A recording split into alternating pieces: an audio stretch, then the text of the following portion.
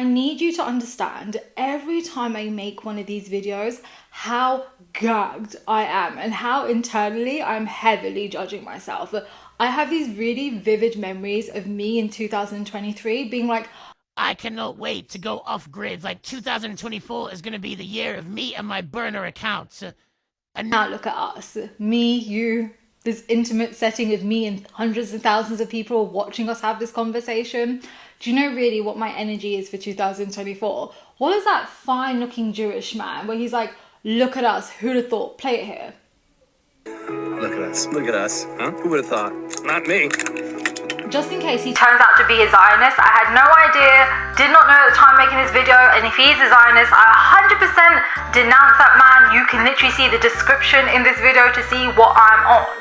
But that is the energy of 2024. It's a very distinct feeling of like when your destiny calls, it will be so loud, there is nothing you can do to drown it out, and you will only be even more miserable, even more irritated at yourself, perhaps even disappointed in yourself if you ignore the stuff that comes up this year. So with that, grab a cup of chai, get comfortable, and prepare yourself for perhaps a video where I am pretty much yelling and degrading you, but I know some of you are into that. Let's get into hibiscuses. Wait. I just have an incy-bincy disclaimer to share with you. Before you watch the rest of this video, if any of you have been following me for a long time, you know I'm very, very sensitive coming across as a wooga wooga, just because it stems from like a really, I don't know, sensitive place about how Starbucks spirituality has made a mockery out of our practices and kind of played into stereotypes that make, I don't know, just make us look crazy and just really take advantage of, I don't know, the sacredness and the goodness of everything that we do. So I've always steered away from fear-mongering via horoscopes or saying stuff that's too outlandish. But I kind of feel responsible to share this message with you all. So I want to give you a few things. Number one, if you sincerely would like to learn about Vedic astrology and know stuff inside out, that level of candidness, you will only ever find it on my Patreon. That's kind of a safe space that I've created for myself online to get into the nitty gritty of Vedic astrology. And I think for a very long time, that's how I'm going to keep it, just because I have this perpetual fear or basically of different forms of Starbucks spirituality, colonizers and ignorant people taking advantage or mocking of the stuff that I'm saying. Because as we've learned, I say stuff, it comes true, but usually in the between of it coming true, haters gonna hate, and your girl is only human, right? And I don't want any dodgy ass Avon astrologers, Starbucks spiritualists and Robert Bandits to take it and try and monetize the knowledge, because that's not what it's there for. Secondly, with that, look, I'm acutely aware, and I talk about it a lot, and I want to get back to it eventually, but sometimes it's really hard because my audience is really diverse and I would like to focus on specific things, but you will come from different communities, so I try to make it as easy for everybody to connect. But there's like a lot of rhetoric going around about Jupiter going through all 9 types of Taurus being like this super abundant, wonderful time. That is not the whole truth. There is no easy way to say what I'm going to say, but I want to say it at high level, and if you're interested, then you can go to my Patreon to learn more. So, fundamentally, Jupiter itself represents justice, getting rid of evil, someone's morality, and kind of like, how do I say it? It gives an indication of the type of knowledge they will feel attracted to. So with that, the type of guidance. When you look at all the Taurus nakshatras, they all represent war. Taurus is like one of the biggest signs of war. So for instance, if we start with Krittika, which is Taurus type 1 to 3, Krittika is literally ruled by Kartiki. Kartiki is the god of war. It's also Agni rules over Krittika. Agni is the lord of fire and the acceptors of sacrifices. And some even say Agni is a personification of Mars. Then you have Rohini. Rohini is the birth nakshatra of Krishna. Krishna led Arjun through one of the most mind-boggling, disgusting, like noted war in our text. And then finally you have Mrigashira. Mrigashira is Taurus type 8 to 9, and in that you have a story of Shivji being so disgusted by the state of the world, people's behaviors, and just like a lot of nonsense, that he starts destruction and he actively targets people who he feels have been indulging in certain behaviors and are responsible for that destruction, right? Sometimes you have to understand when certain transits happen, it's not everything will happen within that time period, but it's a huge instigator. And in the least fear-mongering way possible, this year marks a kickoff of a very long battle ahead, both, I think, internally in our personal lives. I also think on a professional front, and then, globally. But it's not just purposeless conflict. What it talks about, it's changing of the guards. Again, if you've been following me for a long time, I said we're in the downfall of colonialism. That's going to come with a certain kind of spice. So the one thing I want to emphasize as we go through this video, and I've tried to frame it in a way that's super positive, but please do not think your intentions, your behaviors, your conversations don't hold weight. They absolutely do. And then one thing, and I'm going to try and do it more, is I want to emphasize, regardless of your birth chart, you have 4 karmas in Vedic astrology. You will always have to answer for them. So make sure whatever you do, you feel comfortable with. Those 4 karmas are the following. 1, your ancestral karma. 2, directly your parents. Thirdly, your specific past life karmas. And fourthly, the ones you are always building in the present. It all adds up. And it doesn't matter how luxurious a transit is meant to be. It doesn't matter how auspicious something is meant to be. That will only ever bring out what's in the result of your karmic bank. So again, just remember 2024 is a Saturn ruled year. Shani represents marginalized people. He represents humiliation. He represents the world ending, not an apocalyptic way, but certain mindsets. Just really make sure whatever you do this year, you do it not just for yourself, but other people, and it's actions that you can look back on and feel happy with how you held yourself. You can only die on so many hills. Make sure it's a hill that you're willing to die on. Okay? Secondly, the thing I want to say is, look, again, this comes from Starbucks spirituality, and we definitely have it inside of our community. They will tell you certain stuff, so you buy services, you buy healing and all of that. One thing I always say to people is, look, you don't have to pay someone so God can hear your thoughts and prayers. Like, you'd be surprised about the own power you wield. And alongside that, there's all this rhetoric around romance and relationships because, Jupiter's entering the Taurus Nakshatras, and we have a certain kind of image of what that would look like. Get rid of it now, because you're going to feel really pissed off going through the next 11 months. So what I want to touch on, and again briefly, you can check out on Patreon, that's where I will be more candid, is 2 things. Jupiter and Krittika specifically talks about the end of lust and frivolous relationships. This whole transit in particular is really about, 1, a certain type of conflict beginning that will go on for a very long time. But the most important thing is it talks about a moment in time where it instigates the journey for the game changers, the new leaders, educators, entertainers, and healers. And alongside that, as someone gets closer to fulfilling their purpose or setting out on the path that God intended, naturally you can understand certain things fall away.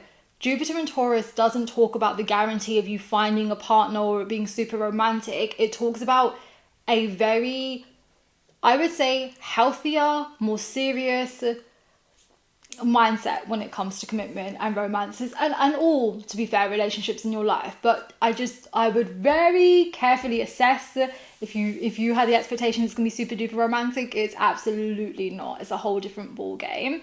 I actually anticipate high levels of divorces and breakups, but with the caveat, it's for those frivolous relationships. It's if it's distracting the person from being where God intended them to, it will all fall away. It will be so hard to justify keep having those relationships in your life. And then alongside that, no one get worried. The this is also a very distinct time, and I'm a super romantic, so this is what I hope for everybody. How do I put this? Very normally, with certain dynamics, right, we can constantly be in conflict with people that we deeply love because there's misunderstandings. People are busy, people are messy, everyone's going through a lot. Jupiter and Taurus can talk about a sudden spark or like realization where people understand why these people are in their lives. And there's actually, what would I say, a refreshing of those unions and bonds. And there's something in kind of those conflicts or misunderstanding that makes you understand actually how right you are for one another, how much you respect one another. And it rejigs you enough through this conflict to understand why you come together and going on a new path ahead. And again, this is not for you sloppy ass with talking stages. I'm talking about like that very serious love where you realize, oh, we came together because we're meant to do something for society, for A, B, and C. And you're the person going to go on that journey along.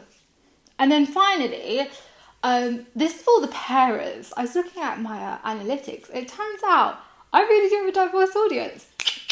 But whilst all children are super, super precious, I had a distinct message for people or parents who have just welcomed a child from the 1st of June 2024. No, from the 1st of April 2024 until I think it's mid-June 2024. Your children are born with Jupiter and Krittika. Specifically, if your child was born with Jupiter and Krittika Pada 1, more so for you. Whilst every child is precious and special and all of that, your babies are super duper special. And the one thing I want to encourage to parents is whatever your child is attracted to doing career-wise or in terms of a purpose as they grow, encourage them, enable them, don't dishearten them. You'd be surprised. Following up from that, if your child is naturally attracted to being of service, politics, some aspects of spirituality, help the kid out. Diversify them, get them out there, all of that. It will make sense in around 20 to 35 years time, but these babies, super, super special. Do right by them. Let them be who they need to be. Don't force them to become something. And whatever they show a certain attraction or commitment to, allow them to have it. Okay? Let's get down to business, hibiscus. So I named this horoscope, the revolution is not an apple that falls when it is ripe. You have to make it fall. So sit with that. If you've been following me for a long time, you know I've been very vocal about this year marks the downfall of colonialism, and it's going to play over many decades. So one thing I want to emphasize to you all is, why do you think it is this year you are learning so much about different forms of corruption, oppression, harms, negativity? Think about, don't you think there's something almost like poetic justice type that in this year where you're being whether you like it or not, rammed all this kind of enlightenment and knowledge, you are also falling out of love with things that you have valued, praised, thought was super cool for decades of your life. Why do you think that is? You cannot be so egotistical, you cannot be so switched off or so, jaded to not think it means something. Because the things we are learning about, they are not new. They have been happening for many decades, if not centuries. I think there's something so special about the boycott movement coming to life globally and having the legs it does in a Saturn ruled year. Because I think it's not just saying, look, put pressure on your government. And it's one thing I teach a lot, colonialism. You have to step away from this mindset, it's about God and glory. No, it is a financial venture that is only fruitful when communities are being targeted, exploited, and everything from their natural resources, their culture, their arts, their knowledge, it's just pure destruction, and they will take until there's nothing left. And now you're learning that when you learn about these institutions, organizations, companies that literally make their money through actively enabling the harm of these communities. And again, like I've said it earlier in this video, when God reveals something to you, reveals it for a reason, and you cannot dismiss that there might be something in that revelation that is purposeful and meaning, right? So for some people, it's like a reckoning, right? You got to wait for shit in the dark, and now it's like, now you're going to face it. If you were so happy to do this stuff in the dark and move like an absolute bad man, have the same energy when everyone knows what you're on. How bad do we feel now? How big and powerful? Not very much, because now you have an opposition. You were big and bad and scary when people were scared of you. You were big and bad and scary and successful when people didn't know what was up. But now we know what we're going to do. And then on the other side of it, and this is why I get so excited, sometimes, and I'm a big believer over this, like, again, I've been reading charts for 15 years, and like the way it has like shaped my brain specifically in the last 3 years has been like insane. But I have recently come to the conclusion, I feel like when we are exposed to certain like atrocities and very, very negative experiences, it's to instigate something in us so we can change it for other people. Like, this is the thing, colonialism destroys the sense of, I don't know, like social responsibility, community. Like, yes, we are individuals and we have ourselves to look after, and if we don't look after ourselves, how can we look after others? But I just sense there's something bigger here, right? And the key thing I keep emphasizing to people is, look, act. You know, you can't just say, oh, that's terrible, and then like, how did we end up here? And you didn't participate in resisting breaking that thing. That's why I went with this title. And there's just something particular about the way Jupiter kicks off in Krittika that sets the tone for, we'll say, a very action-orientated, many decades ahead. And on the note of action-orientated, let's get down to slide 2. So, I love this quote. I named slide 2, the most potent weapon of the oppressor is the mind of the oppressed. So again, just to recap what Jupiter symbolizes, it embodies stuff like dispelling evils, right? It represents devotion, divine grace, so kind of that intervention aspect, inheritances, laws, wisdom, protection from negativity, the well-being of humanity, religious evolution, and science. There's so many layers here. So if you want to do it from a prediction lens, this is the following. As Jupiter makes its way through Krittika and it gets ready to go into Rohini, you're going to see so many headlines and stories and expose kind of pieces come out about the misuse or the negligence of like pharmaceutical companies, medicine, healthcare, well-being practitioners, right? And again, remember what I say, when you are learning about corruption and it's so horrifying, you're learning about it for a reason.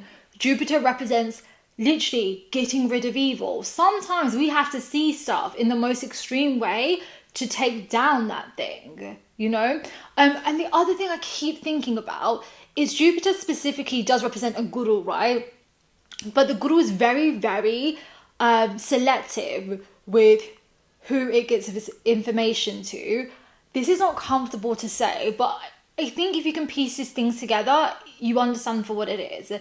One of the biggest predictions I have, and I think we're going to see it really come to height when Jupiter enters Rohini, which is the mid part of Taurus Nakshatras, is, and we're seeing waves of it in India, because we're seeing many people across the Asian continent start to reject spiritual tourism, and it's not in a discriminatory way, but I would say very much protect and begin closing off their knowledge and practices to certain people. And it's nothing to do with ethnicity or religion. I think because we're in the downfall of colonialism, and the downfall also means the uprising, or more importantly, the thing I want to say is there is a special karma in the air right now, and I've seen it in my own readings. I've had so many like Filipinos, Indonesians, Cambodians, all different kinds of like Southeast Asians, and I'm going to say South Americans because I couldn't specifically remember where they are from South America. But there's something about these communities who, like, from the beginning of this year, I've sat down with nearly, I think, 150 of these individuals from all those countries I've just mentioned. And they're all, like, really thirsty, wonderfully thirsty, curious about reclaiming or understanding the original spiritual practices of these parts of the world before colonialism. And we kind of have this understanding that, how can I put it? when certain devatas all of a sudden become popular, people want to learn about them, we believe they are coming out for a reason. And that, again, I just think if you talk about the downfall of colonialism, that also talks about a lot of internal stuff that needs to be cleaned up and addressed. So don't feel disheartened if you are trying to connect to spirituality, but you're not getting the knowledge you would like from particular practices that perhaps are not that native to you somehow, some way. You're being encouraged to go directly back to your said ancestral communities. And again, don't take it as discriminatory at all. And this is not for everybody. Again, a lot of the time when we talk about people being rejected for spiritual tourism, yeah, we're talking about those funky ass tourists who would like to go to spiritual places for the aesthetic. Those people who think they can do practices in a way that suits them and not in a way that they're meant to be sacred. So expect a lot of spicy stuff around religion. Wait till you see the upcoming videos I have for June horoscopes. A reckoning is here for many. And what else did I have?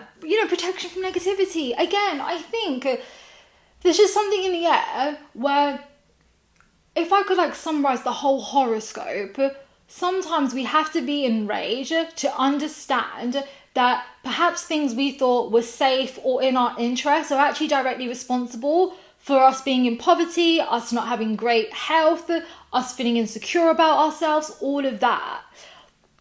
I touched on this kind of gently. Please go and check out the Patreon if you want a proper candid conversation about this. But yes, this is a time where a lot of your favorites start to fall away. And it just has to. My whole mantra is, if you have made your wealth, your fame, during a time where colonial beliefs were being upheld and you have benefited from playing into these systems and structures, literally playing up to these stereotypes. So aka if you chose to be that token diversity representation, if you tried to act like you cared about diversity, inclusion, or corporate social responsibility, but really you were rotten inside, you've already seen it. A lot of your favourite online gurus are being exposed for not being who they were. It's all that energy. But think about it, just because it's a shock factor, you are safer in the long run. Jupiter will always protect you, but by protecting you, it has to make it super clear what is rotten. That's why I always felt the aspect of love during these Taurus transit was going to be so interesting, because I feel like it makes people realise where they have let themselves down in romance and love, and perhaps where they've been too egotistical. So for instance, if you think of stuff so sprinkle content, right? I love it. I told you my personal feelings on it. I understand why it exists, but doesn't mean it's healthy, right? You are essentially training people to approach love in a defense mode. And to approach love like that means inherently you think a couple of rotten things about the people you want to deal with. How is that healthy? Because it's only going to ever put you into alignment with people that aren't really for you, right? And this is a funny thing. People always was I destined to get divorced? I'm like, no, but it's so clear that you didn't marry the partner that's outlined in your chart, so how could it ever flourish? So I think there's very stark realizations about how sometimes we are our own worst enemies and how our ego gets in the way from us really being in alignment with abundance and things that are written for us. I always say, it's really hard to mess up your destiny and things that are written for you, but in the same breath, I think this year I've learned, and I think it's because I've started doing readings more frequently for people, that a lot of the time people suffer, and it's really avoiding a really easily avoidable suffering, because they gravitate towards knowledge that is not helpful for the soul in any shape or form, but it just feeds the ego. And it's just, I don't know, it's probably a deeper conversation for another time, but sometimes we can feel very justified or we're right and we're completely in the wrong. This transit will make you very aware of your blind spots. What else did I say? Yeah, during this significant period, it's not about material abundance, but rather a time to address greed, confront ancestral karmas, and correct our perceptions on numerous matters. I'm not going to dig it out, but just self-awareness, think back on it. Because I always say to you, God is always there trying to give you what's destined for you. It's just funny how we reject it, think it's not for us, or we look down on it, and then we wonder why we're so miserable, huh? And just like I said, Jupiter serves as the guiding force, enlightening you like a guru. Remember, true wisdom is not meant to be likable. It doesn't have to be something that makes you feel bad about yourself, but it's very much, you will not always be spoon-fed the stuff you want to hear. Sometimes we are wrong. Sometimes our perceptions are completely off. Sometimes we have acted in the wrong way. We need to be made aware of like, what about ourselves was incorrect in that situation? And then part of development is learning how to apologize, to seek forgiveness or understand like where we need to improve, bare minimum. And there's no shame in these things. These are beautiful things because you're developing, you're growing, you're bettering yourself. Nothing wrong with that.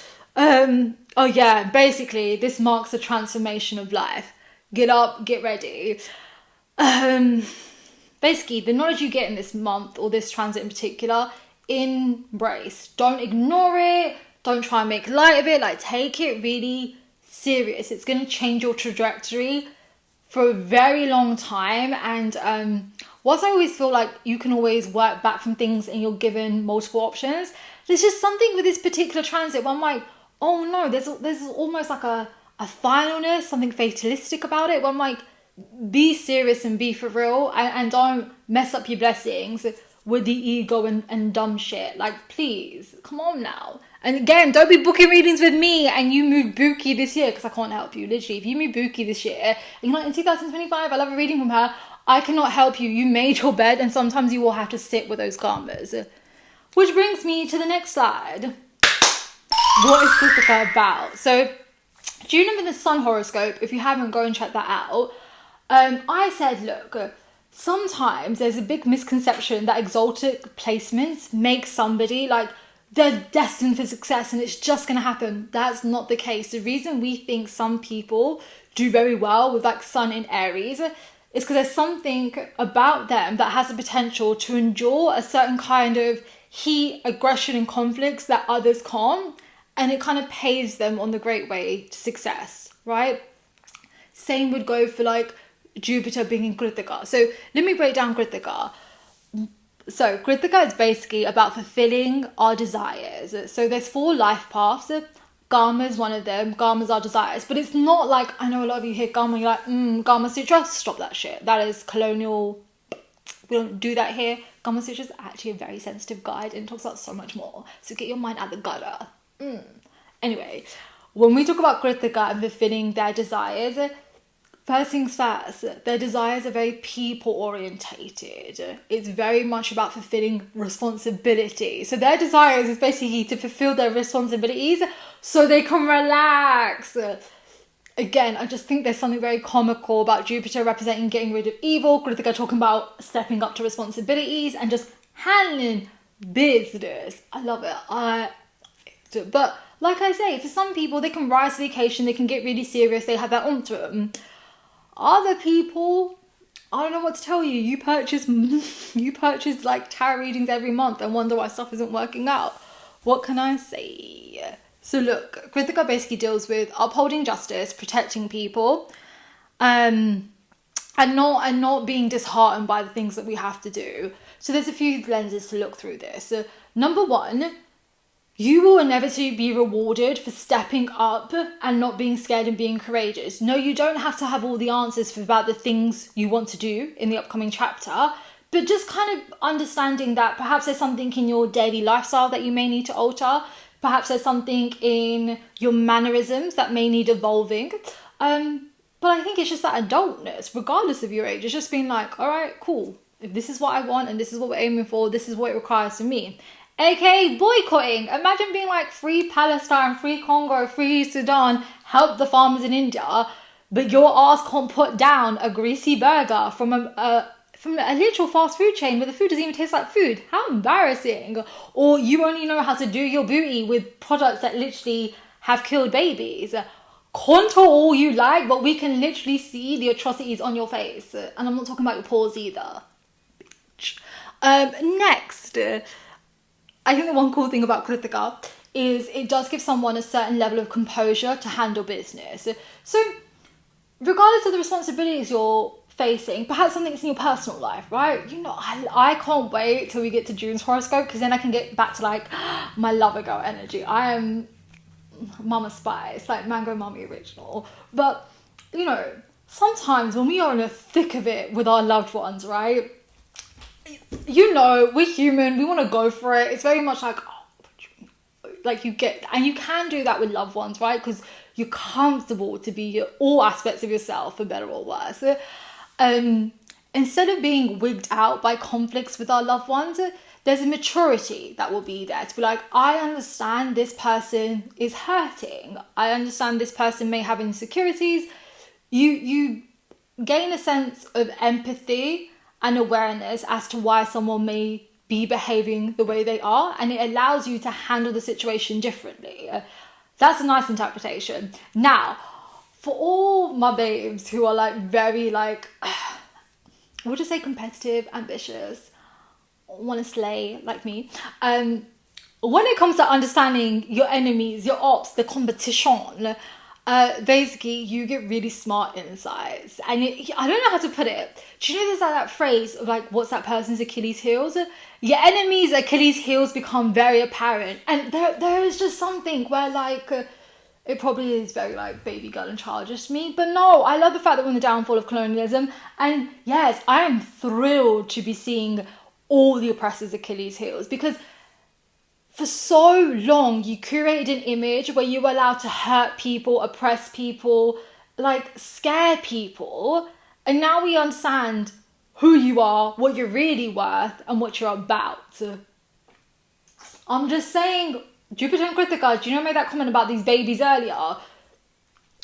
Things are being activated. Stand up, stand tall, get ready to fight. And sometimes fighting doesn't even look like doing the back and forth with your competition. What it looks like is realizing what a prick somebody is and be like, oh, you literally think you can have all of this and make all of this because no one else could. So instead of back and forth and wasting your energy, you cultivate your energy, because energy is very sensitive and precious, and you go, I'm going to show you really what's up. You go off, you build your own thing, and then you cultivate in your own environment, like whatever your thing and venture is. That's their reckoning. Jupiter and Krittika is that sharp awareness that like, Krittika literally means to cut, to challenge, divide. And it doesn't mean you aimlessly waste your energy in conflict with someone. Kritika's very strategic. That's why a lot of Krittika individuals are so... there's certain placements I would not wish on enemies, because I'm like, if you see that placement, the enemies are not winning. Like, go to my TikTok and check out the Kendrick breakdown I did. Like, people are destined to be like certain people's reckonings. Krittika is very, very strategic, and it will keep such a blasé face, very, very calm, allow you to keep what you're doing, and then strike.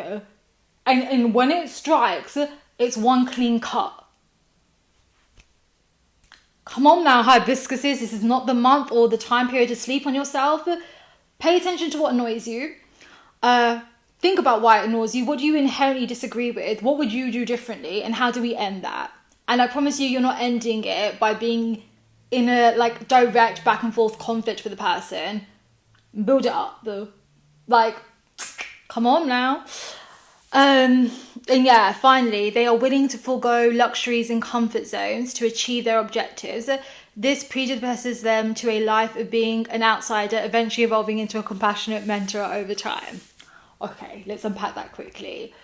What I'm talking about here is sometimes on the journey to do the right thing and go towards what we were meant to do means we can't break bread with everybody. Not everyone could be at our table. Hence, I gently talked about, look, this is a time where you're going to start seeing like actual authentic spiritual people start rejecting others, because there's just something in the air. Don't take it personally, but there's a big thing of not misusing energy. When you are acutely aware of what your value is, what you can achieve and will achieve, and all of that kind of stuff, you become very, very comfortable and very, very okay with not being around certain people. Because it's just, I don't know, if you knew like internally you were like a bunch of diamonds, would you really want to be like put out to display with like fake gems and crystals? You're just like, oh no, like I'm not the same. Or like if you knew you had something like precious, would you want to surround yourself with anything that could poison it or hinder it or like tamper with it? Probably not. And it's okay if you know there's something genuinely sincere, righteous and good in things you want to do, you're not going to want to, you will feel like a heavy detachment, almost disgust to be around anything that indulges, tolerates the things that you actively oppose and think are not good. There's a reason a lot of you are falling out of love with the content creators or public figures you've grown up idolizing. There's a reason you're not enjoying the foods that you are. There's a reason you don't want to listen to the certain types of music you used to enjoy. Like all of it. It's for a reason. Just pay attention, go with the flow, don't fight it. It's all good, you know? On that, onto side 3. So let's quickly recap what to expect. So number 1, multinational corporations and large companies are expected to face significant profit challenges that will take a while to bounce back from. This is just feeding into the conversation I had about removing evil, understanding the interconnections.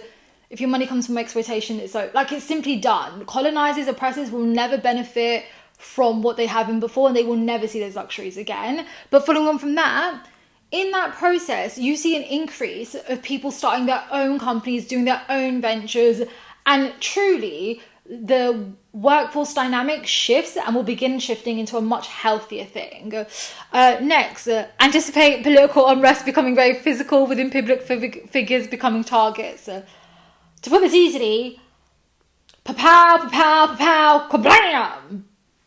Oh yeah, like expect it. Like you expect some wildness when it comes to people's literal life pulses.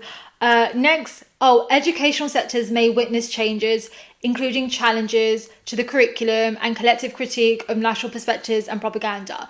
I think it's very simple. If you look at the current lay of the land, if you think about how much we are learning, how much we are pushing back, because we're all becoming acutely aware the things that we were schooled on, the things that were normalized to us are inherently not good. They're very poisonous. They don't help anyone.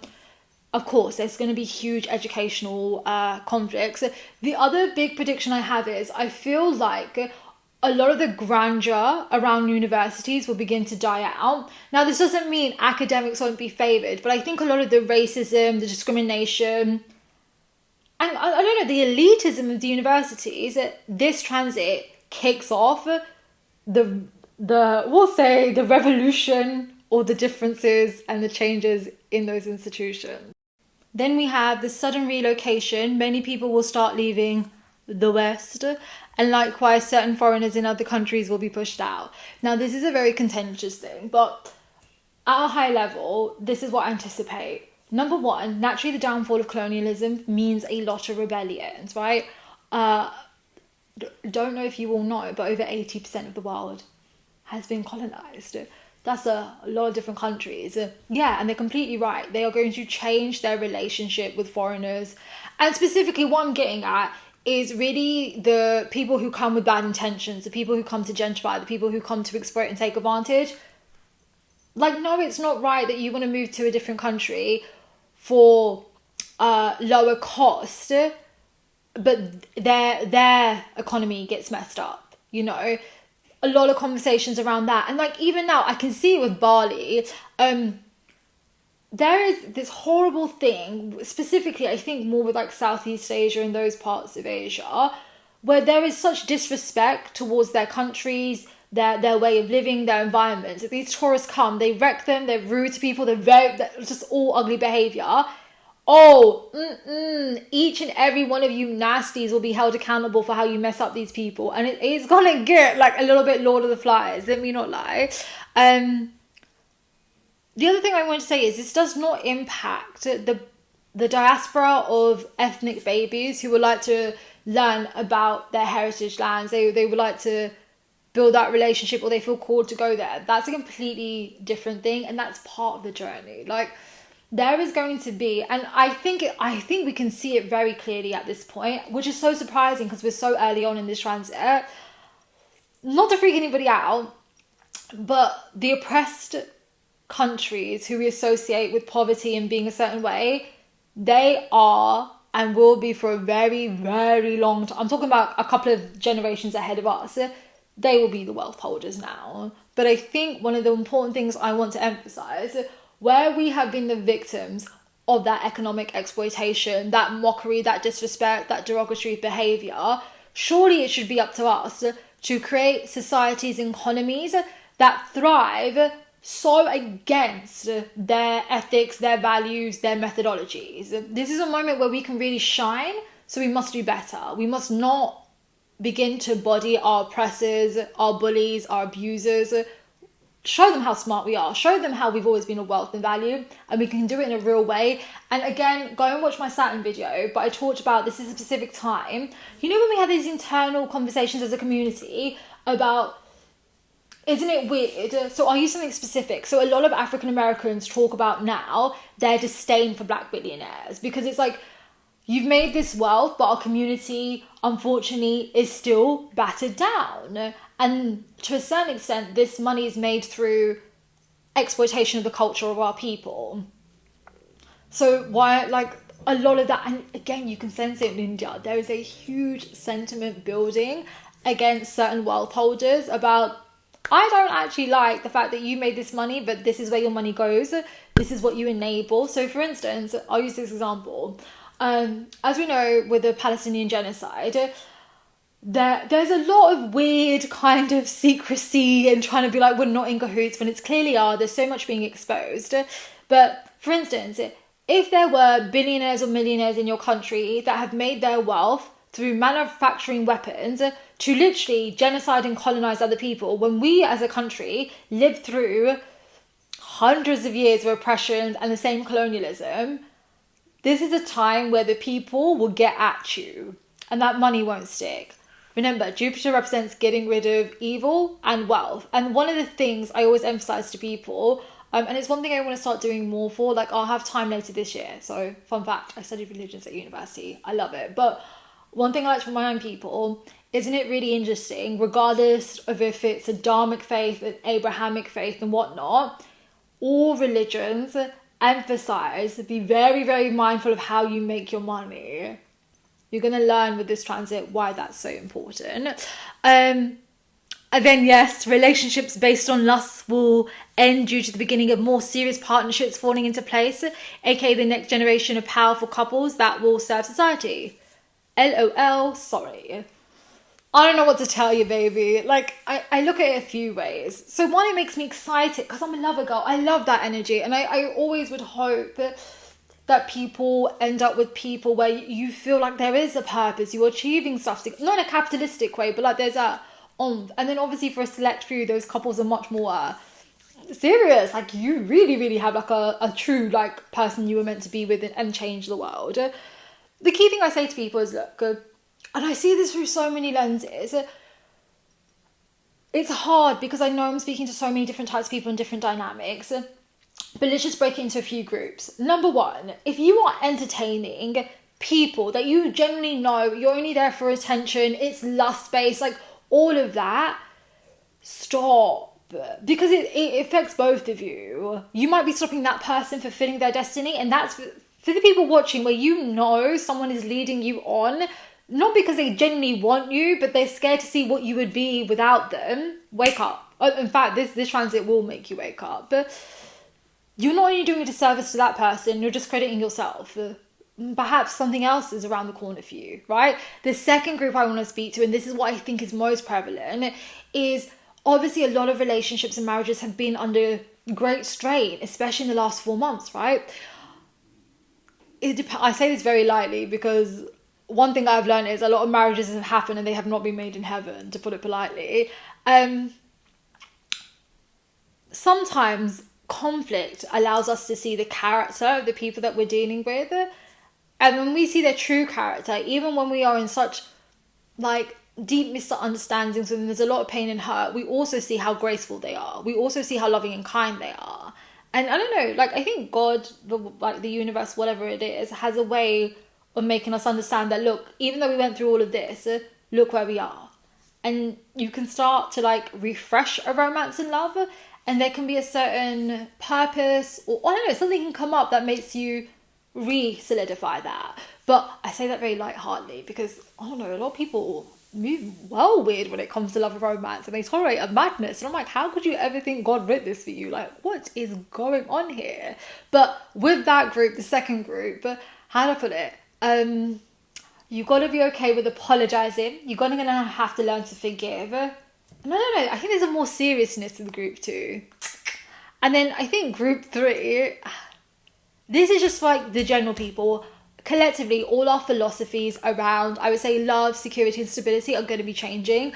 But that, I don't even think you would need astrology for that. So I use this example like jokingly. But you know when people used to be like, you can date someone who has different politics of you, doesn't make a difference.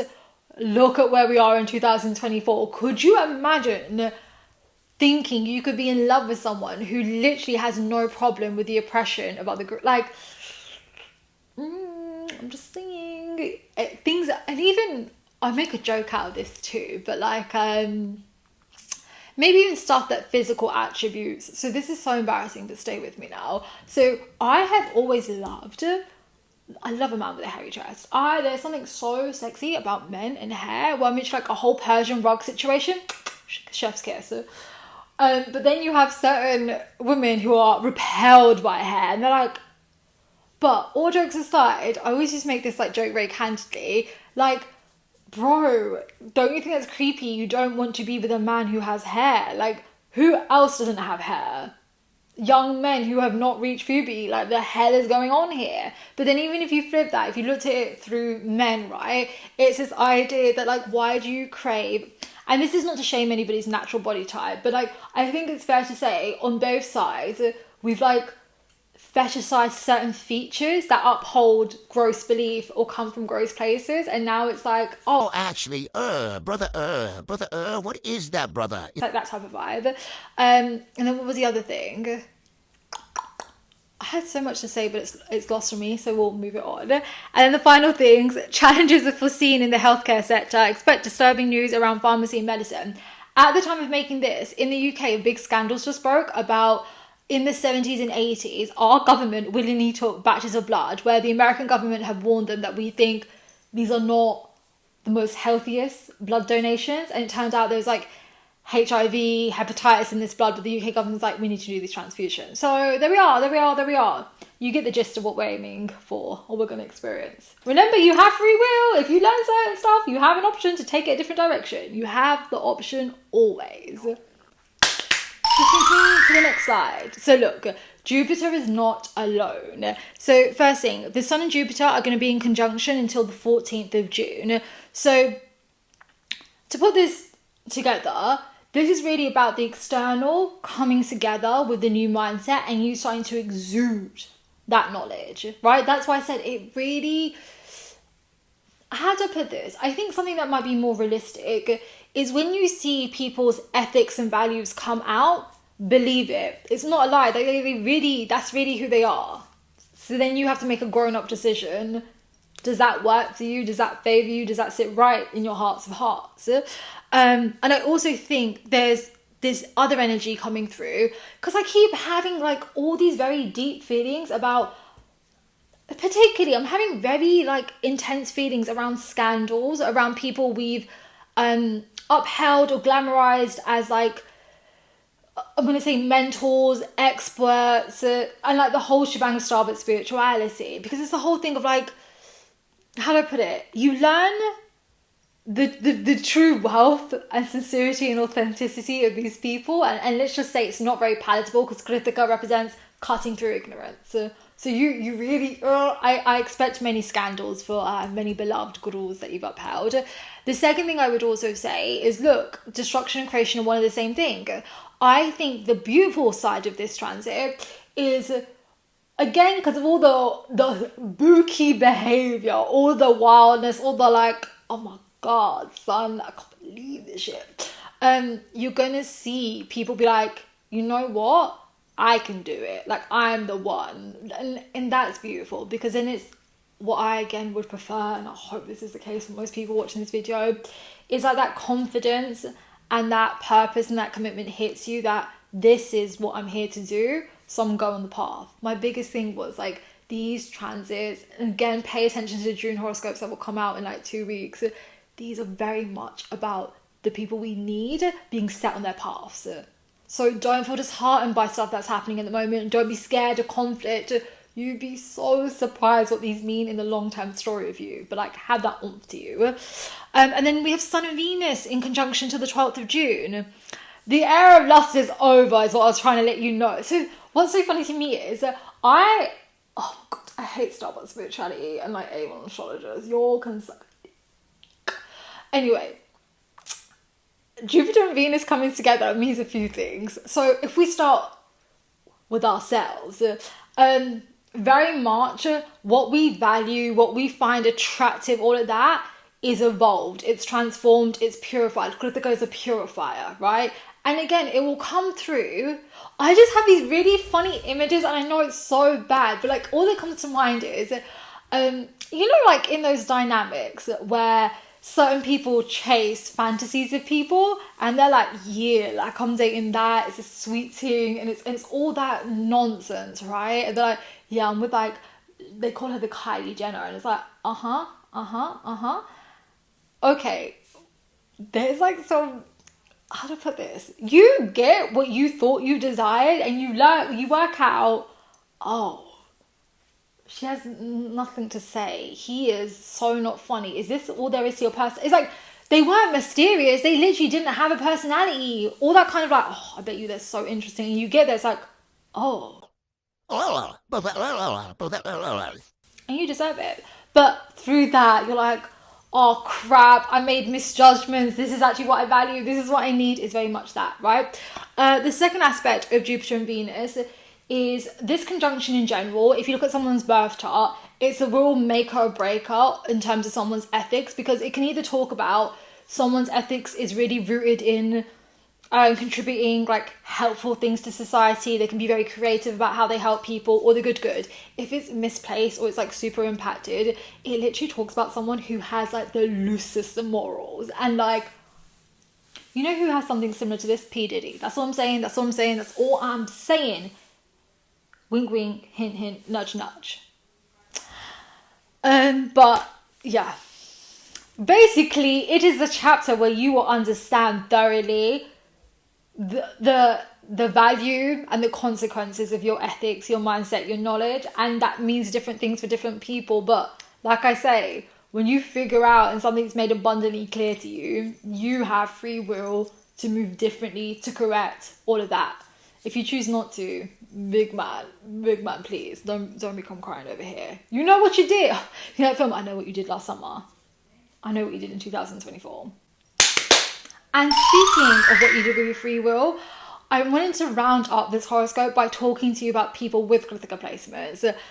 Krittika is a warrior, and you see it so much in these people. So I use the example of Lakshmi Pandit, Bikaji Kama, and Valia Bai Patel. Guys, please, I'm sorry, my Hindi. Ease up. But come for me, go on for me. I'm your favorite spiritual NRI, baby. That's how we gotta look at it. We just got authentic research, me and my butcher pronunciation and everything.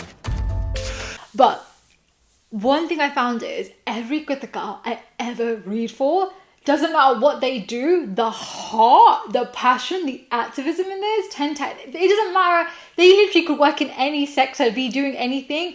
Best believe that protest sign is like symbolically always with them. They will stand up for the right thing. I love them. So when you look at these individuals, what's really interesting is all three of them somehow in their own way contributed to the liberation of India from the British Empire. So if we start with Lakshmi, she literally, so this is the first Prime Minister of India's sister. I hope you kept up with that, sorry.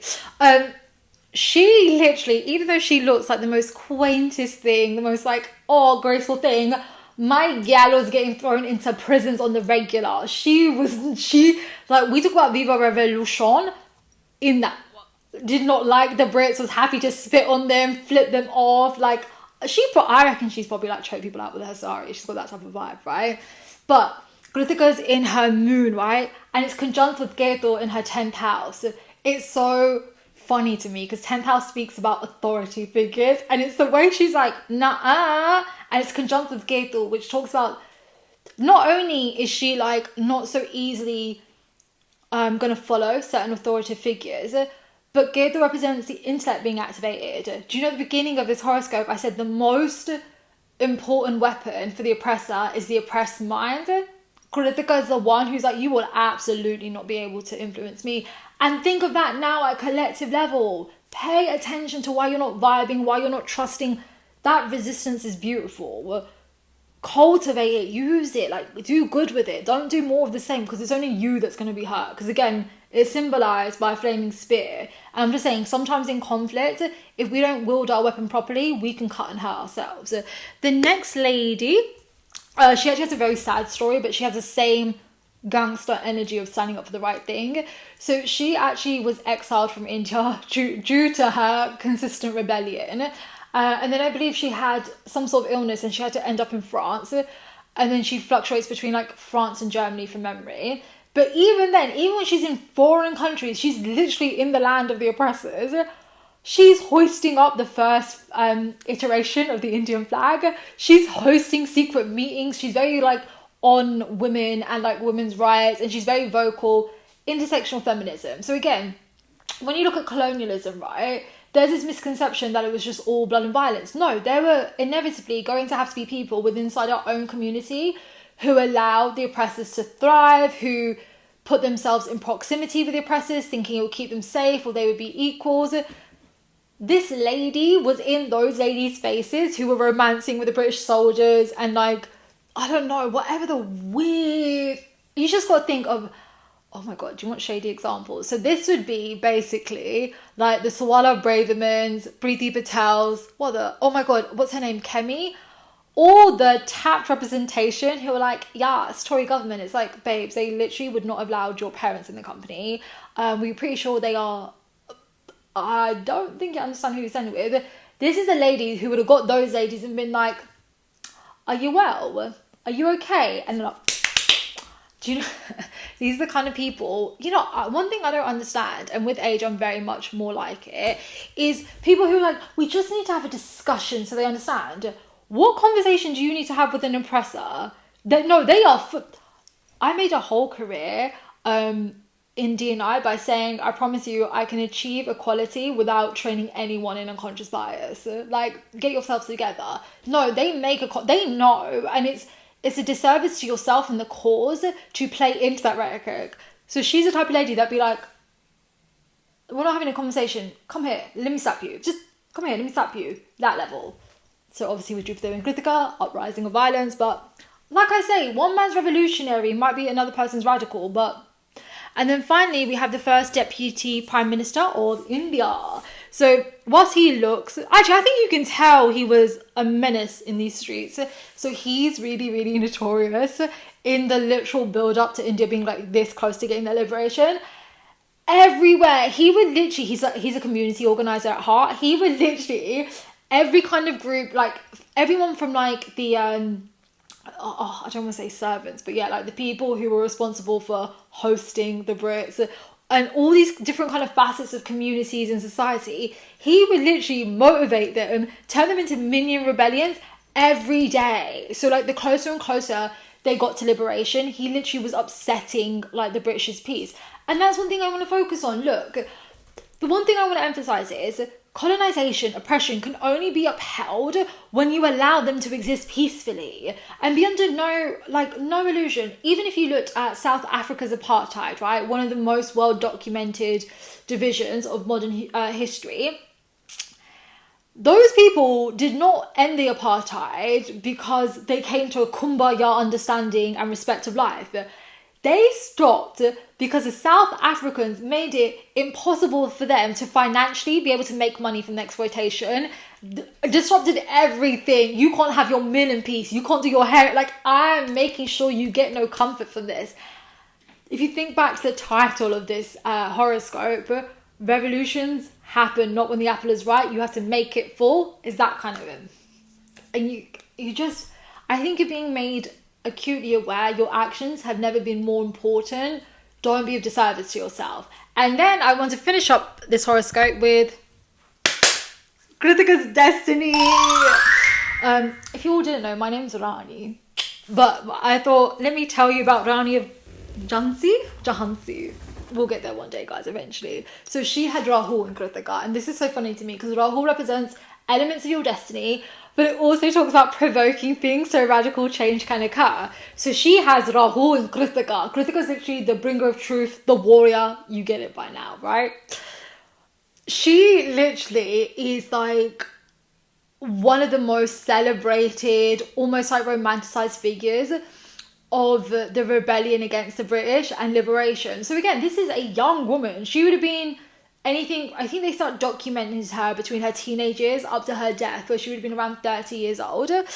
And it's so funny because she's used as a symbol against, basically a symbol of resistance against the British. And it's so interesting how they depict her because she's shown to be like literally it's so funny because we share the same name, and sometimes when I describe her attributes, I'm like, okay.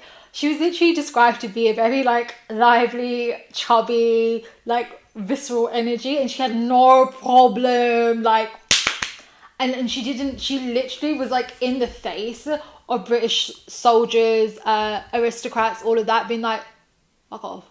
Like, she did not play the game with them. She literally would be like, Maiden the Cardi. She's not to be played with. And then when they document her life, bear in mind, like, when you think of Ranis and different princesses of that time, they're always shown of being like a certain grace, certain sex appeal. My girl was out here wrestling, fighting, training, reading for warrior energy. And then obviously it comes to a point where she actively leads a rebellion against the British. Hence you can see the image on the screen, right? And it's just the way she was never scared. Even when like there's parts of her experience where she's backed into the corner, it's very evident that the British are going to win in that situation. She was not scared of dying. She didn't ever abandon her cause. There was such sincerity and passion. And because I imagine she knew she was on the right side of history. And it's better, I think, personally, for me, even myself, I've been one of these people. Can I share an experience with you? And I think it's a good way to wrap up the video. So eventually, we're going to get to a point where I can speak about my career very candidly, and I can't wait. Because I think when people hear my story of the careers that I have done and how I have ended up becoming whatever this is with Vedic Astrology, you will understand very quickly, no one ever supported me, no one clapped for me, and I had very abusive work situations. But I remember, and it was really funny because this is post-switch of me starting to decide to do Vedic Astrology wider, and I was still figuring out like what's the point in like everything that's happening with me. But I remember one day I logged onto this work meeting. Full disclosure, this is really early on in my career as a D&I consultant, and I was working for this person who was like famed for being like the most like inclusive, nicest like representation of equality. To date, the most transphobic, borderline racist, elitist piece of shit. And I was like, it's so funny who they make an icon for diversity and inclusion, because it's secretly they're on the same shit as the oppressor. Anyway, I entered this meeting, right? And this was at a time when my career was really beginning to start to get recognition. And I think, oh no, the masala was born. People were starting to understand my masala is a bit different to people out here, and I can make an impact. Anyway, he said something really weird. It was like borderline, like very aggressive, threatening. And then he laughed. He was like, I will die or pass out the day this girl, Rani, is on a newspaper for A, B, and C, or she gets fame. I can't remember, but like it was a proper diggy comment. And then he made another thing about, I think he was trying to like scare me. And I just turned around and I was like, do you know one thing I think has always really worked for my career? I have very little fear in me. I have no fear. Like, I was like, don't get me wrong, do I enjoy conflict? No, but when I'm sure I am meant to do something, nothing can stop me. And I feel so sorry for anybody who has to be on the other side of me, because you're simply not winning. And how scary it must be to have to work with someone who doesn't have fear, because that means you can't scare me out of achieving results. You can't scare me from speaking the truth. You literally can't do anything to minimize me or put me into a position that makes you feel valuable, gives you a false sense of worth. How frightening. But then I was like, I guess that's why clients prefer working with me, just because they know when they bring me in, it's game time. So I suppose if you want me, you'll have results. If you just want to do performative activism and just take off, you'll take the other bitches. But here it won't reply. Jupiter and Krittika energy. Bada boom, bada bing. Thank you for coming to my lecture. I'll see you in June horoscopes. Bye, Hibiscus.